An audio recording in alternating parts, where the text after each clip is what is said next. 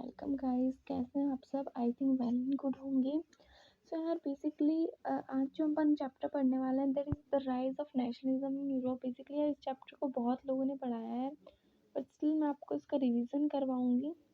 So make sure कि आप लोग पूरी वीडियो एंड तक देखें। ये सबसे पहले एक छोटा सा रिकैप बनता है, ठीक है यार। चैप्टर का नाम है the rise of nationalism in Europe, ठीक है।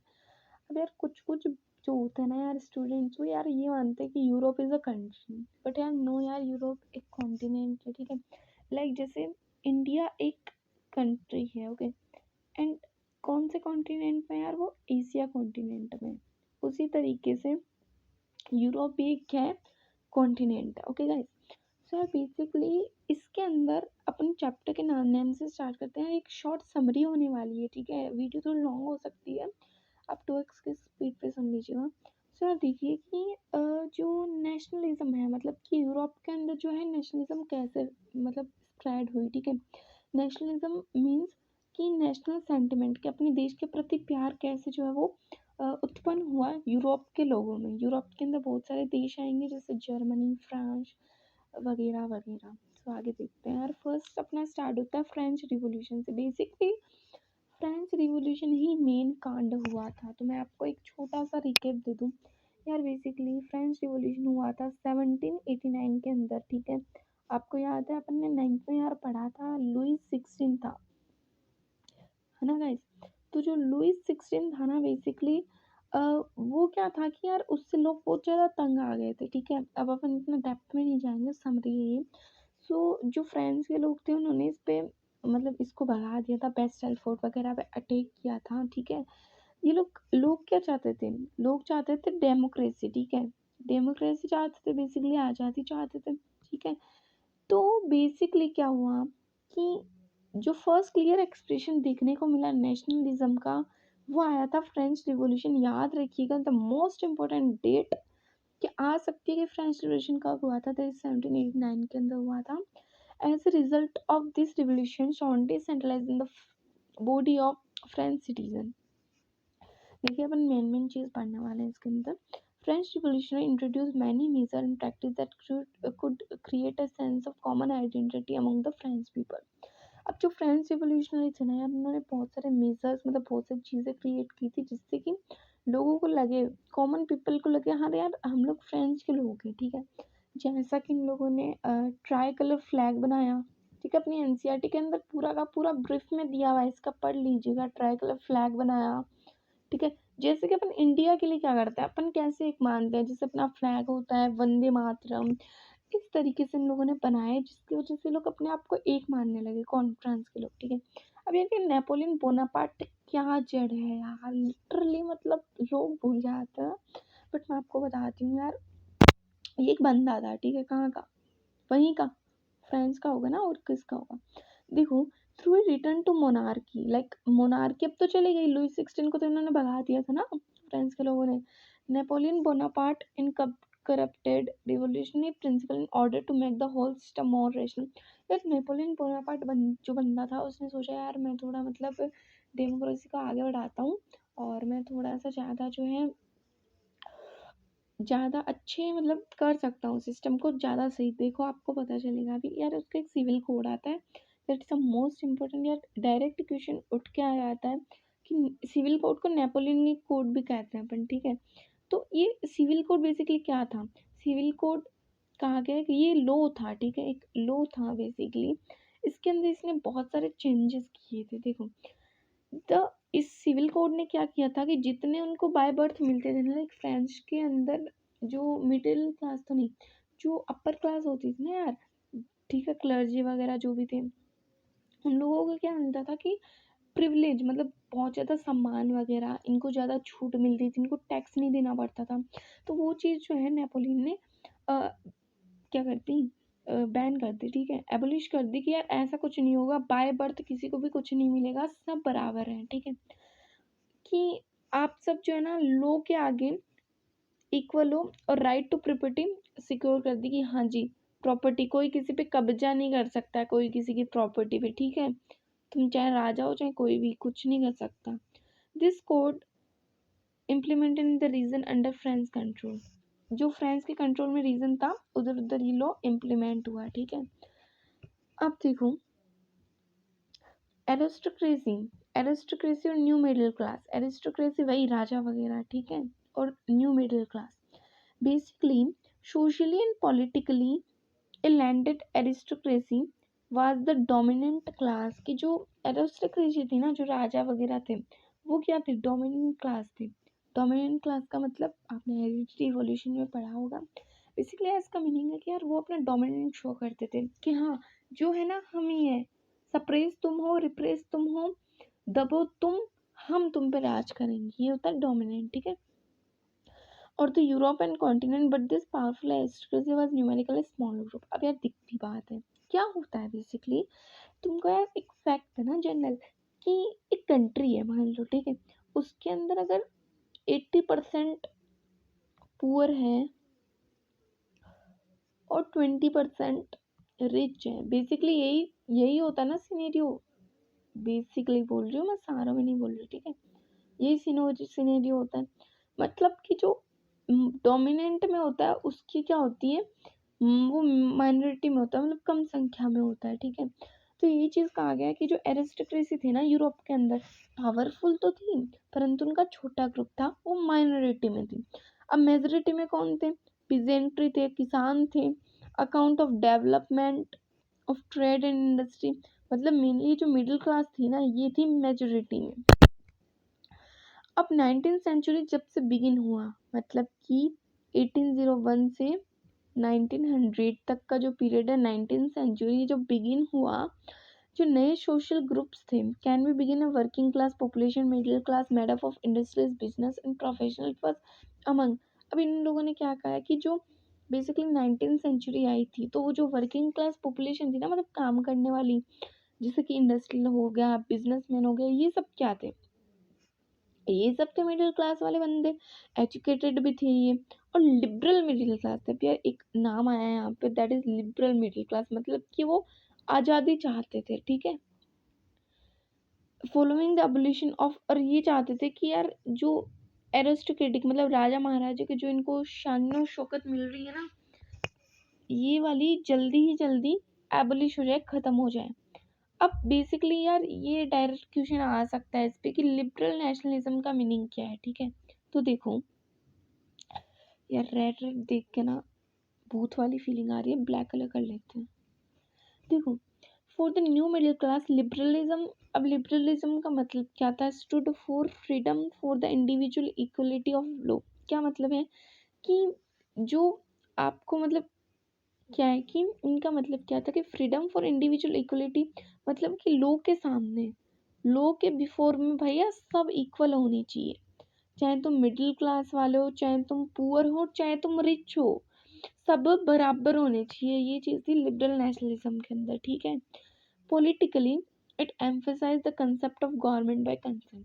Since the French revolution liberalism had stood at the end of aristocracy, sorry autocracy and clerical privilege. मतलब कि जो फ्रेंच रिवॉल्यूशन हुआ था, लिबरलिज्म का किस चीज़ के लिए खड़े थे, ऑटोक्रेसी और क्लैरिकल, मतलब क्लर्जी वगैरह याद है ना, जो चर्च वगैरह के फादर वगैरह, constitution and representative through parliament. Basically इसके अंदर कुछ भी नहीं है, ये बस यही कह रहे हैं कि यार इनको क्या आप पढ़ लेना, ठीक है। बेसिकली यही चीज़ कह रहे हैं कि लिबरलिज्म का मीनिंग क्या है, फ्रीडम और सबको इक्वल ट्रीट किया जाए, यही चीज़ होती है लिबरल्स के अंदर। सो अपना नेपोलियन हो गया। अब पढ़ते हैं अपन न्यू कंजर्वेटिज्म। अब यार तुमको है ना, मतलब मेनली सभी को, यार ये फोटो थोड़ी सी मतलब कि गलत आ रही है, आधी आ गई है, 1 मिनट 1 मिनट यार, सॉरी यार, इधर थोड़ा मतलब फोटो में क्लिक करने में दिक्कत होगी, चलो कोई नहीं, मैं अपने आप से बता दूंगी। पर यार बेसिकली अपने चीज़ क्या हो रही है यार, ये न्यू कंजर्वेटिज्म, पहली बात तो कंजर्वेटिज्म क्या है, फिर न्यू कंजर्वेटिज्म क्या है यार, हद है। मतलब चलो मैं बताती हूँ आपको, बेसिकली कंजर्वेटिज्म, देखो कंजर्वेटिव क्या, देखो दो चीज़ें हैं, ध्यान रखो, एक है कंजर्वेटिव और दूसरा है कंजर्वेटिज्म। पहले ही समझ लो, कंजर्वेटिव्स का मतलब होता है, कंजर्वेटिव कौन होते हैं यार? वो बंदे होते हैं जो पुरानी सोच के होता है। पुराने सोच वाले मतलब यहाँ इंडिकेट किया गया है राजा महाराजा को, क्योंकि जो मिडिल क्लास वाले थे वो नहीं सोच के थे कि यार सबको इक्वल किया जाए, पर ये क्या थे, नहीं ना जी ना, सबको इक्वल ट्रीट नहीं किया जाएगा। बेसिकली क्या होगा कि जो बड़े लोग हैं ना उन्हीं को प्रिविलेज मिलेंगे, तो हो गए ना पुरानी सोच वाले। पुरानी सोच वाले बंदे ऐसे, इनकी जो सोच है उस चीज को कहते हैं कंजर्वेटिज्म। मेनली आप ये ध्यान रखो, कंजर्वेटिज्म का मीनिंग है जो पुरानी सोच वाले थे, इट मीन्स राजा वगैरह। सो देखो यार, न्यू कंजर्वेटिज्म का मतलब क्या, बेसिकली 1804 के अंदर नेपोलियनिक कोड आया था। मैंने बताया था कि नेपोलियन कह रहा था कि यार जो मतलब उसने लिखा था कि यार ये सब बंद होना चाहिए, बाय बर्थ किसी को प्रिविलेज नहीं मिलेंगे, ठीक है। और नेपोलियन फ्रांस के साथ साथ और भी कंट्रीज के अंदर लाना चाहता था, तो एक ही कंट्री के अंदर जा रहा था डेमोक्रेसी लाने, ठीक है। वैसे ऑटोक्रेसी चला रहा था, खुद की मोनोपोली कर रहा था। इसको छोड़ो, आप अपन समरी कर रहे हैं। सो ये और जगह जा रहा था ना कि हमको डेमोक्रेसी सबको दिलानी है। इस वजह से क्या हुआ कि जो राजा वगैरह थे और देश के, जहाँ तक नेपोलियन नहीं पहुंचा था, वो लोग परेशान हो गए। लास्ट में eight the and Britain, Russia और प्रूशिया और ऑस्ट्रिया के राजा ने एक वियना कांग्रेस करी। वियना क्या है बेसिकली, अरे अरे ये क्या हो गया, देखो वियना क्या है बेसिकली, ऑस्ट्रिया की कैपिटल। ये जो ऑस्ट्रिया ना यार देश है, यूरोप के देश है ये सब, ठीक है। ऑस्ट्रिया की कैपिटल है वियना। वियना कांग्रेस का मतलब, वियना के अंदर एक कांग्रेस पार्टी करी इन लोगों ने, जिसके अंदर 4 देश थे। ट्रीटी ऑफ वियना मतलब संधि हुई थी 1815 अंदर। ये संधि क्या हुई थी कि बेसिकली इसने जो नो लॉ बनाए थे ना, इस नेपोलियन को हरा दिया था इन 4 देश के राजाओं ने। फिर एक संधि हुई treaty of Vienna, most important. And यहाँ पे जो है नेपोलियन तो भाग गया और फिर से राज किसका आ गया, राजाओं का। अब कंजर्वेटिज्म न्यू क्यों लिखा गया है, 1815 के बाद में पता चला ना आपको क्या हुआ कि वापस राजाओं का राज आ गया था। न्यू कंजर्वेटिज्म का मतलब है कि नई आइडियोलॉजी, लाइक जो नेपोलियन था ना वो बहुत अच्छे, कभी कभी कुछ अच्छे काम करके गया था। लाइक जो फ्यूडल सिस्टम होता था, जमींदारी वाला फ्यूडल सिस्टम, उसको एबलिश कर दिया। तो ये इसके लिए कैसे अच्छा था राजा वगैरह के लिए, समझो। सपोज करो राजा वगैरह की ये पूरी राजा की, ये जो बड़ी वाली दिख रही है ना आपको, ये पूरा राजा का अंपायर है, ठीक है। और इतना पार्ट, ये जो इतना पार्ट है, ये राजा ने एक बंदे को दे रखा है। जो फ्यूडल सिस्टम होता है ना, जमींदार, एक जमींदार को दे रखा है इतना इतना पार्ट, ठीक है। अब क्या करा, सपोज करो राजा थोड़ा वीक पड़ने लगा, राजा की पावर कम होने लगी, तो ये क्या करेगा, इसमें दिमाग आएगा और ये पूरे राज्य पे राज कर लेगा। तो राजा वगैरह ने सोचा ये तो सही है भैया, ये तो फ्यूडल वगैरह कभी भी हमको छोड़ सकते हैं यार, ये तो धोखेबाज है कि कब वक्त बदल गया, जज्बात बदल गया, ऐसा हो जाए। नहीं नहीं भैया, हटाओ इनको, ठीक है। तो कुछ कुछ चेंज आया ना, हाँ जी। और उसने क्या करा था कि यार रेलवे सिस्टम वगैरह सही कर दिए थे काफ़ी, तो ये भी इन्होंने अपना लिया, भाई फायदा ही तो है अपना। तो ये था न्यू कंजर्वेटिज्म, ठीक है। Okay, that's good. सो इतना अपन ने पढ़ लिया है। सो अब चलते हैं अपना अपना फेवरेट, आपका और मेरा फेवरेट ग्यूजिबी मजीनी, ठीक है। यार नाम एक दो बार आप करोगे ना तो आपको याद हो जाएगा। बेसिकली ग्यूजिबी मजीनी एक रिवोल्यूशनरी था, मतलब क्रांतिकारी, जो डेमोक्रेसी चाहता था, जो लड़ना, लाइक अपने भगत सिंह वगैरह थे ना, वैसे उनका था ग्यूजिबी मजीनी। 1815 के टाइम पे याद आया क्या हुआ था, ट्रीटी ऑफ वियना, ध्यान करो, नेपोलियन को हराया था। Fear of repression about many, यहाँ से पढ़ो। Giuseppe Mazzini was a great revolutionary of Italy. अब ग्यूजिपी मजीनी कहाँ का रिवोल्यूशनरी था, इटली का था। उसने एस्टेब्लिश 2 अंडरग्राउंड सोसाइटी उसने एस्टेब्लिश की। अंडरग्राउंड सोसाइटी का मतलब क्या है, देखो यार बेसिकली जब वापस 1815 में राजा वगैरह का राज आ गया था, तो इन लोगों ने पार्टी वगैरह बनाने से मना कर दिया था पॉलिटिकल। तो इन लोगों अंडरग्राउंड मतलब जो चिपके बना रहे थे, तो सब चिपके बना रहे थे। तो इन्होंने 2, जो ग्यूजिबी मजीनी थे जो इटली के थे, उन्होंने 2 पार्टियां एस्टेब्लिश की। एक यंग इटली जो कि मर्सिलीज में थी, और एक यंग यूरोप जो कि बर्न में थी, ठीक है। और he present a programme for unified Italy, Italy को यूनिफाई करने के लिए भी इसने प्रोग्राम चलाए, ठीक है। ये यूजीबी मजीनी का थोड़ा सा अपन ने ओवरव्यू ले लिया। अब अपन बात करते हैं कि जो एज ऑफ रिवोल्यूशन था, बेसिकली क्या हुआ था कि यार 1804 के अंदर नेपोलियन ने अपना कोड बनाया, सब सही थे। 18 सॉरी यार कहाँ से कहाँ चली जाती हूँ मैं। बेसिकली 1815 के अंदर आ गया कौन, ट्रीटी ऑफ वियना आ गई थी, नेपोलियन को हरा दिया, फिर से राजाओं का राज आ गया था।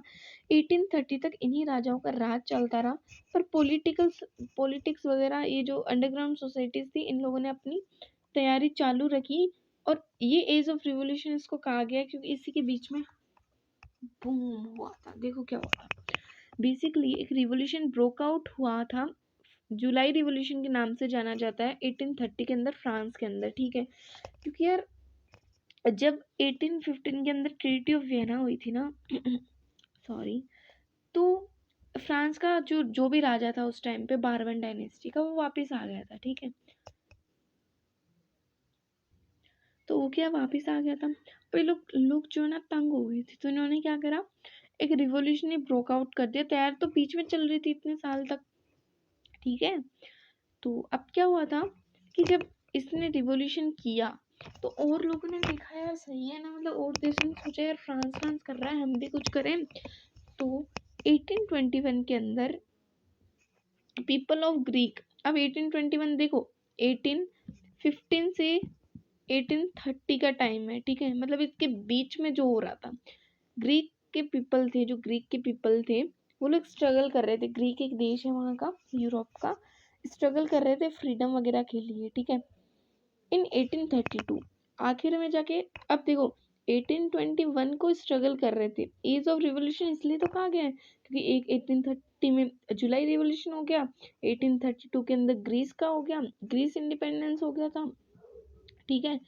अब क्या हुआ था मैं आपको बता दूं कि ट्रीटी ऑफ कॉन्स्टेंटिनोपल, ठीक है, between Ottoman empire, basically Greece किसके अंडर में था, ओटोमन एम्पायर के अंडर में था, जो कि आज का टर्की है, ठीक है, इसके अंदर। एंड एक मिनट 1 मिनट, तो यार हाँ जी, जो ग्रीस था ना वो ओटोमन एम्पायर, जो आज का टर्की है ना यार, उसका जो ना एक पार्ट था, ठीक है। एंड जो उधर भी एक ट्रीटी ऑफ कॉन्स्टेंटिनोपल हुई थी, एनसीईआरटी के अंदर देख लीजिएगा, मैं आपको लिख देती हूँ। चलो, ट्रीटी, जैसे ट्रीटी ऑफ वियना हुई थी ना, वैसे ट्रीटी ऑफ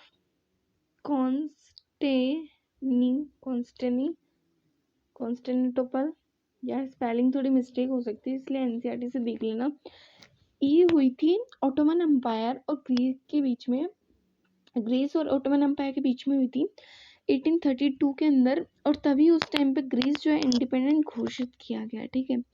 अब क्या हुआ कि यार 1830 चला गया, 1832 चला गया, अभी है ना बेसिकली 1848 के अंदर एक रिवॉल्यूशन हुआ, फैब 1848 के अंदर, ठीक है। उसमें एक वापस फ्रांस के अंदर रिवॉल्यूशन हुआ था, उस रिजल्ट का क्या हुआ, रिपब्लिक वाज सेट अप। अब देखो उसके अंदर एक तो जुलाई रिवॉल्यूशन हुआ, ठीक है। बेसिकली मैं आपको जुलाई रिवॉल्यूशन का छोटा ओवरव्यू दूं, देखिए जो जुलाई रिवॉल्यूशन हुआ था 18, देखो जो जुलाई रिवॉल्यूशन हुआ था ना 1830 के अंदर फ्रांस के अंदर, उस टाइम पे एक राजा था लुइस फिलिप, क्या कौन सा राजा था यार, लुइस फिलिप नाम का राजा था, लुइस फिलिप, ठीक है। अब क्या हुआ कि जो इन लोगों ने कहा, फ्रांस के लोगों ने, यार लुइस फिलिप तू जो है ना यार राजा बना रहे, ठीक है, हमको कोई तो ऐसे दिक्कत नहीं है, पर तू चल किसके, कॉन्स्टिट्यूशन संविधान के हिसाब से तू चल, तू राजा बना रहे, ठीक है। अब क्या हुआ यार, बेसिकली राजा की तो जितनी भी वैल्यू थी वो तो गायब हो गई। राजा तो था एक लाइक ए पपेट, पपेट का मतलब होता है कठपुतली, कि लोग उसको नचा रहे हैं, बस वो नाच रहा है, ठीक है। अब क्या हुआ, नाम से तो राजा ही था। अब अचानक एक ग्रेट डिप्रेशन वगैरह, मतलब भूखमरी आ गई थी उधर 1848 के अंदर फैब में। तो जो लोग थे फ्रांस के वो गलियों में उतर गए, ठीक है, गलियों में स्ट्रीट्स में लोग उतर गए। अब वो लोग राजा पे दिक्कत होने लगी उनको, यार राजा की एक बात तो क्या गलती थी, राजा तो वैसे भी एक पपेट की तरह था लुइस फिलिप तो, ठीक है। पर इनको राजा पे फिर भी गुस्सा आ गया। इन्होंने कहा भाग तू साले, पर इन्होंने ऐसा काम, राजा ने सोचा यार वैसे मेरी इज्जत नहीं है, मैं खुद ही भाग जाता हूँ, तो राजा खुद ही भाग गया। ठीक है, आपके एनसीईआरटी में लिखा हुआ भी है, राजा खुद ही भाग गया था। और आखिर में इनको क्या मिल गई, 1848 के अंदर इंडिपेंडेंस मिल गई इनको, रिपब्लिक हो गया फ्रांस का किस्सा तो खत्म हुआ। अब क्या हुआ कि in 1848 in German state revolution broke out. अब 1848 के अंदर जर्मन स्टेट में भी रिवॉल्यूशन ब्रेकआउट हुआ था। The Frankfurt parliament draft a constitution for German nation. अब यार इसका मैं कहानी बता देती हूँ आपको कि क्या हुआ था 1848 के अंदर। जब फैब रिवॉल्यूशन इन्होंने लड़ा, फ्रांस ने, जर्मनी ने भी ये देखा, इन्होंने सोचा हमको भी यार एक रिवॉल्यूशन करना चाहिए ताकि जर्मनी आज़ाद हो जाए। इन लोगों ने एक फ्रैंकफर्ट पार्लियामेंट बनाई। क्या बनाई, एक फ्रैंकफर्ट पार्लियामेंट बनाई, जो कि थी फ्रैंकफर्ट सिटी में। फ्रैंकफर्ट एक सिटी का नाम है गाइस, ठीक है। फ्रैंकफर्ट सिटी में एक फ्रैंकफर्ट पार्लियामेंट बनाई, एक चर्च के अंदर बनाई थी, जिस चर्च का नाम था सेंट पॉल। अब क्या है भाभी, ये उसमें शायद 836 मेंबर्स थे, ठीक है। अब इन लोगों ने इसमें क्या बोला, बेसिकली ये जो पार्लियामेंट थी ना, अब जैसे फ्रांस के लोगों ने क्या किया था कि राजा को बोल दिया था, भाई याद ना जुलाई रिवॉल्यूशन में क्या बोला था कि राजा तू रह तो सही पर तू कॉन्स्टिट्यूशन के हिसाब से काम कर। तो जैसा फ्रांस करेगी वैसे जर्मनी करेगी, क्यों भाई। तो जर्मनी ने, जर्मनी की जो फ्रैंकफर्ट पार्लियामेंट थी, इन्होंने राजा को एक संदेश भिजवाया कि राजा जी आप क्या है कि आप रहो तो राजा, परंतु काम कॉन्स्टिट्यूशन के हिसाब से करो। राजा सब उनकी तरह थोड़ी होता है, फ्रांस वाले जर्मनी वाला था चालाक। उस टाइम पे कौन था, फ्रेडरिक विलियम फोर राजा था, ठीक है, 1848 के टाइम पे। अब क्या हुआ कि इसने रिजेक्ट कर दिया, बोले नहीं तुम चुपचाप अपना काम करो, मुझे कोई ना हटा नहीं सकता, मैं कोई तुम्हारी पपेट नहीं हूँ, मैं तुम्हारी कठपुतली नहीं हूँ, मैं अपने हिसाब से लड़ूंगा। तो इन्होंने मना कर दिया। अब क्या हो गए, अब ये लोग हो गए फेल, कौन, जर्मनी के लोग। परंतु एक राजा के मुंह पे तमाचा जरूर मार दिया। राजा ने सोचा यार ये जो बंदे हैं यार, आज इन्होंने उठाया कदम, कल को कुछ और कर देंगे, ठीक है। तो इन्होंने ऐसा सोचा। बेसिकली इसके बाद में क्या हुआ, when the deputies offered the crown Frederick William, उन्होंने रिजेक्ट कर दिया किंग ऑफ प्रूशिया। अब यार ये प्रूशिया क्या है, लोग अटक जाते हैं। बेसिकली उस टाइम पे जर्मनी कोई नहीं था, ठीक है। उस टाइम पे एक अंपायर हुआ करता था, प्रूशिया अंपायर, जिस पूरा था प्रूशिया, इसी के अंदर एक पार्ट था जर्मनी, समझ रहे हो। चलो ठीक है। अब जर्मनी यूनिफाई कैसे हुआ वो चीज देखो। Nationalist of Germany start the movement under Prussia. एक मिनट यार, इसमें भी ना मतलब कटा हुआ है, ठीक है, थोड़ा फोटो ही मेरे से ढंग से नहीं ली गई, जल्दीबाजी, तो मैं पढ़ के बता देती हूँ कि the nationalist of Germany start the movement under Prussia for unification of Germany. Prime minister of Prussia. अब यार राजा वगैरह ने सोचा कि उस टाइम पे राजा जो था ना, बेसिकली जब यूनिफाई हो रहा था जर्मनी का, उस टाइम तक राजा आ गया था किंग प्रूशिया का विलियम फर्स्ट। अब कहोगे यार फ्रेडरिक विलियम फोर कहाँ चला गया, यार मर गया होगा, टाइम भी जिंदा थोड़ी रहेगा। तो उस टाइम तक राजा कौन आ गया था, सॉरी केसर विलियम फर्स्ट नाम है इसका पूरा, ठीक है। सो सो सो सो सोना मत, ठीक है। सो यहाँ पे क्या हुआ था कि जो तो राजा ने सोचा यार कहीं मुझे नहीं भगा दे फ्रेंच के राजा के जैसे, तो मैं क्या करता हूँ, मैं ही इनको इंडिपेंडेंस दिला देता हूँ जर्मनी के लोगों को, ताकि इन लोगों की मेरी रिस्पेक्ट भी ज़्यादा हो जाएगी, ये मुझे राजा भी बना के रखेंगे। बहुत सही यार। तो वहाँ का प्रूशिया का जो चीफ मिनिस्टर था, प्राइम मिनिस्टर की जगह आप चीफ मिनिस्टर लिख लो, प्राइम मिनिस्टर भी सही है वैसे, कोई दिक्कत वाली बात नहीं है, चीफ मिनिस्टर ज़्यादा सही रहेगा, जिसका नाम था ओटोमन बिस्मार्क। ध्यान रखना ये डायरेक्ट क्वेश्चन उठ के आ जाता है, प्रूशिया या फिर जर्मनी का चीफ मिनिस्टर कौन था, दैट इज ओटोमन बिस्मार्क था। Followed the policy of iron and blood and during the period of 7 वार, मतलब 7 साल में 3 वार हुए थे, ठीक है। क्यों हुए थे, जर्मनी को यूनिफाई करवाना था ना। अब पूरा प्रूशियन एम्पायर था, इसमें से इतने को निकालना है, तो इतने जनों को तो हराना पड़ेगा ना, ये जो चीज थी, ठीक है। New German Austria and France completed the he defeated, उसने किसने, ओटोमन बिस्मार्क ने किसको हराया, डेनमार्क को हराया, ये भी एक जगह है, सिटी है, सॉरी कंट्री है, ऑस्ट्रिया और फ्रांस को हराया और यूनिफिकेशन ऑफ जर्मनी कंप्लीट करी। द न्यू जर्मन, देखो यार जो नया जर्मन दिख नहीं रहा होगा, जर्मन लिखा हुआ है इधर, ठीक है। The new Germany empire was proclaimed on 18 June 1871 को, ध्यान रखना 18 जून 1871 को क्या हुआ था कि, देखो मैं आपको ऐसे दिखा देती हूँ, हाँ अब दिखेगा आपको। 18 जून 1871 के अंदर क्या हुआ कि जो जर्मनी एम्पायर था वो प्रोक्लेम्ड हो गया कि हाँ अब इंडिपेंडेंस है, ठीक है। अब देखो स्ट्रगल कितना हार्ड चला, 1848 के अंदर वो हार गए थे, 1878 के अंदर उनको इंडिपेंडेंस मिल गई, ठीक है। और राजा कौन था उधर का, फिर प्रूशिया का विलियम फर्स्ट डिक्लेयर हुआ था न्यू जर्मन एम्पायर। अब अपन पढ़ते हैं यार यूनिफिकेशन ऑफ इटली, शायद वीडियो यार ज़्यादा बड़ी होगी, डोंट माइंड, 2 दिन में देख लूँगा, ठीक है। यूनिफिकेशन ऑफ इटली देख लीजिए, middle of 19th century Italy divided into 7 state के अंदर इटली जो है डिवाइड था। जो रिवोल्यूशनरी लीडर थे इटली गिउसेपी मजीनी, इटली के थे, याद आया ना आपको, उन्होंने एक यूनिटरी इटालियन रिपब्लिक का जो है प्रोग्राम लॉन्च किया था कि यार अब इटली को भी अपन को यूनाइटेड करवाना है। ही एस्टेब्लिश ए सीक्रेट सोसाइटी, उन्होंने एक सीक्रेट सोसाइटी एस्टेब्लिश की जो कि थी यंग इटली इन 1831, ध्यान रखना। अब उधर का देखो, अब मैं ना ये सार्डिनिया पिडमोंट ये जो है बेसिकली इसमें सबको दिक्कत रहती है, ठीक है। तो एनसीईआरटी का मैप देती हूँ मैं आपको, वही चीज़ जो है बताने का ट्राई करूँगी, ठीक है यार। देखो बेसिकली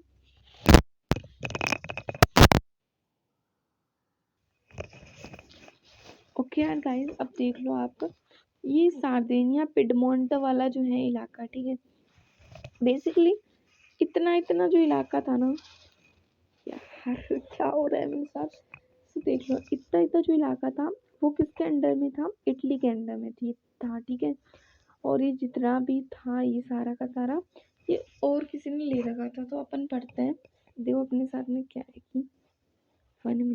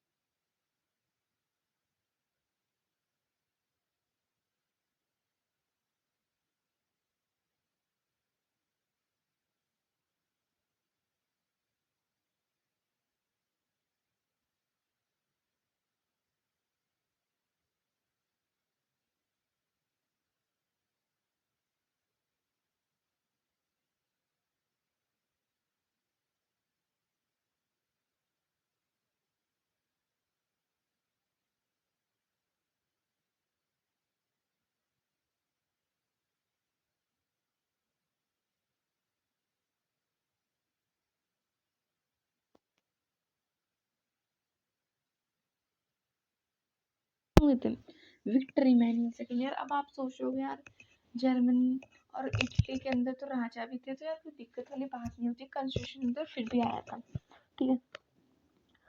अब अपन पढ़ते हैं ब्रिटेन का, यार ब्रिटेन का तो थोड़ा अलग ही केस है यार, तो चलो फिर भी पढ़ लेते हैं यार। सो देखो ब्रिटेन जो है, there was no British nation prior to 18th century, से पहले कोई भी ब्रिटिश नेशन नहीं था।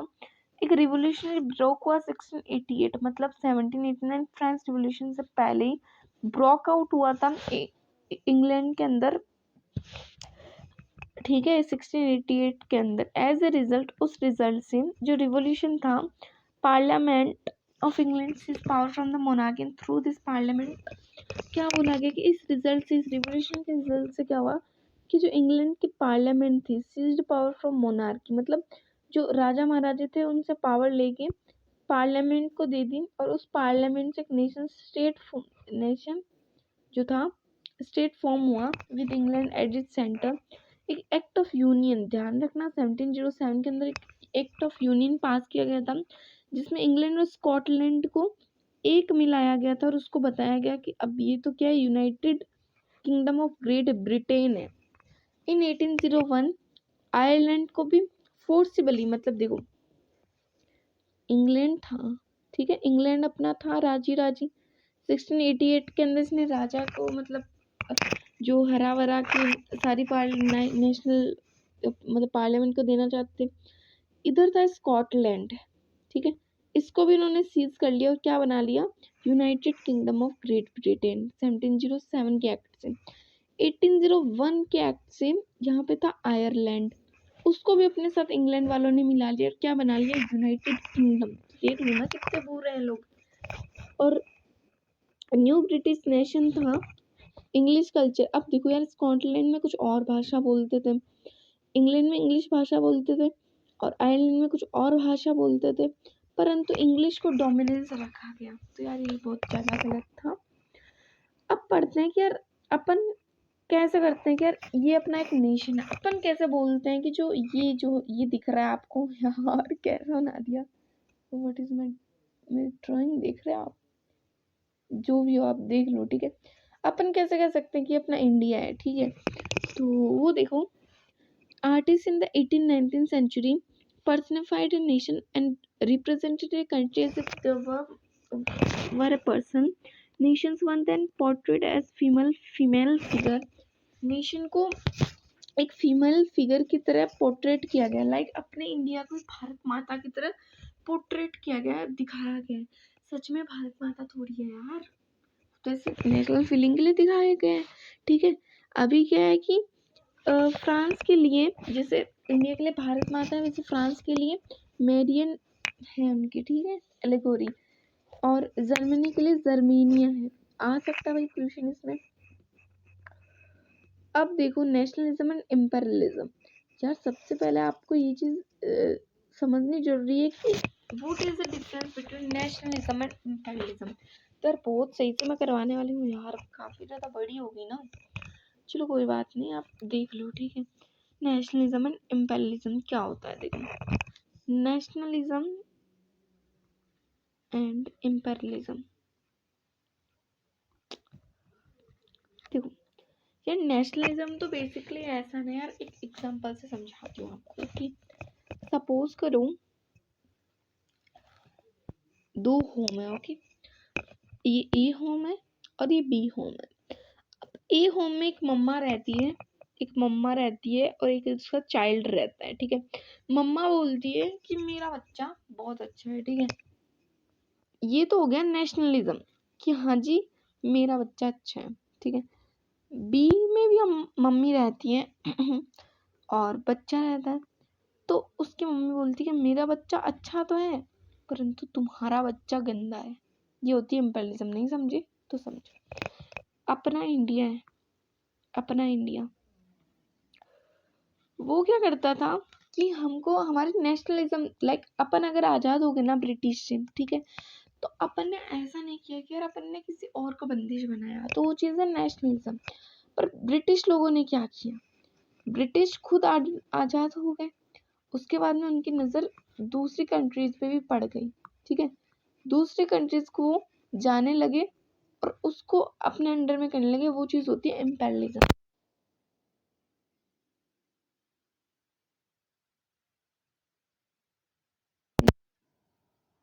में आपके एनसीईआरटी में दिया हुआ है। बेसिकली ये ऑटोमन एम्पायर के अंदर बाल्कन रीजन आता था पूरा का पूरा, ठीक है। Many European subject Nations broke out from the control of Europe and declared independence, ठीक है। बहुत सारे ऐसे कंट्रीज थे मैनो यूरोपियन थे, जैसे ग्रीक भी ऑटोमन एम्पायर से निकला था और उसने इंडिपेंडेंस घोषित कर दिया।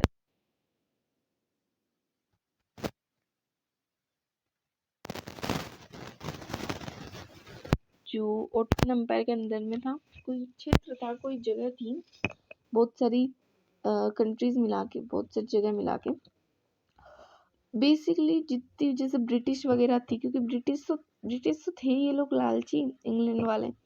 इनका क्या था कि यार हमको बाल्कन रीजन चाहिए, फिर और भी कंट्रीज का था कि हमको भी बाल्कन रीजन चाहिए। इस वजह से बहुत ज़्यादा कन्फ्लिक्ट हुआ और स्टार्ट हो गया फर्स्ट वर्ल्ड वार, जो कि चला था 1914 से 1918 की अंदर। ठीक है, तो आपको ये चीज़ समझ आई ना।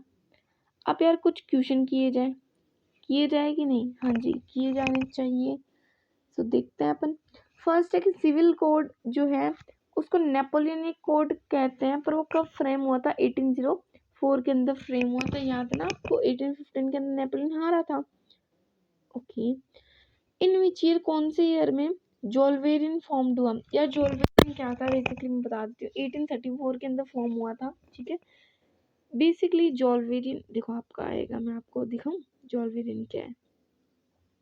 चलो जोल्वेरियन मैं आपको आगे बताऊंगी। ओके, ये देखो, वियना कांग्रेस कब फॉर्म हुई? 1815 के अंदर। किस किस के बीच में हुई थी? ध्यान रखना, मतलब कौन कौन सी कंट्रीज थी, ऑस्ट्रिया, रशिया, जो भी थी ना, आप ध्यान रखना। ठीक है, who are the architect of national business? अब यार जर्मनी बनाई किसने थी?